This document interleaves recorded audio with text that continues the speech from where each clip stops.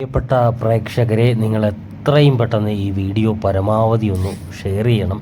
കാരണം ഈ ദൃശ്യത്തിൽ കാണുന്ന ഈ ഒരു സ്ത്രീയെ കണ്ടോ, ഏകദേശം ഒരു 40-45 വയസ്സിന് അടുപ്പിച്ച് പ്രായം തോന്നുന്ന ഒരു അന്യസംസ്ഥാനക്കാരിയായ ഒരു സ്ത്രീയാണ്. കഴിഞ്ഞ കുറച്ച് ദിവസങ്ങളായിട്ട് കൊല്ലം റെയിൽവേ സ്റ്റേഷൻ പരിസരത്താണ് ഇവർ കിടന്നുകൊണ്ടിരുന്നത്.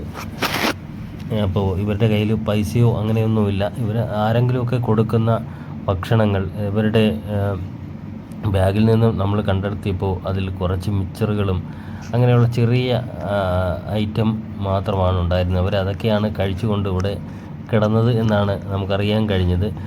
ഇവർ അന്യസംസ്ഥാനക്കാരിയാണ്.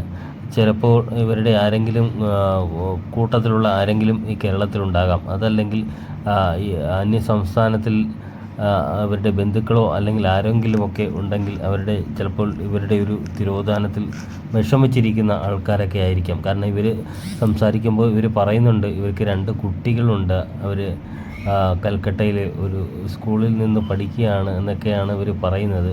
എങ്ങനെ ഇവിടെ എത്തിപ്പെട്ടെന്നോ അല്ലെങ്കിൽ അതിനെക്കുറിച്ചൊന്നും ഇവർക്ക് കൂടുതൽ അറിയില്ല. ഏതായാലും പോലീസും അതുപോലെ ജീവകാരുണ്യ പ്രവർത്തകൻ ശക്തികുളങ്ങര ഗണേശും ഒക്കെ എത്തി ഇവരെ ഇവിടെ നിന്നും താൽക്കാലികമായിട്ട് ഒരു അഭയകേന്ദ്രത്തിൽ ഇരവിപുരത്ത് പ്രവർത്തിക്കുന്ന അഭയം ചാരിറ്റബിൾ ട്രസ്റ്റിലേക്ക് എത്തിച്ചിട്ടുണ്ട്. ഏതായാലും ഇവരെ കണ്ടെടുക്കുമ്പോൾ ഇവരുടെ മുഷിഞ്ഞ് നാറിയ വസ്ത്രമൊക്കെ ധരിച്ച് കുറേ ചാക്ക് കെട്ടിനകത്തായിട്ട് കുറേ മുഷിഞ്ഞ വസ്ത്രങ്ങളുമൊക്കെ കൊണ്ട് നടക്കുകയായിരുന്നു. കയ്യിൽ പൈസയായിട്ടോ അങ്ങനെ സാമ്പത്തികമൊന്നും ഇല്ലായിരുന്നു.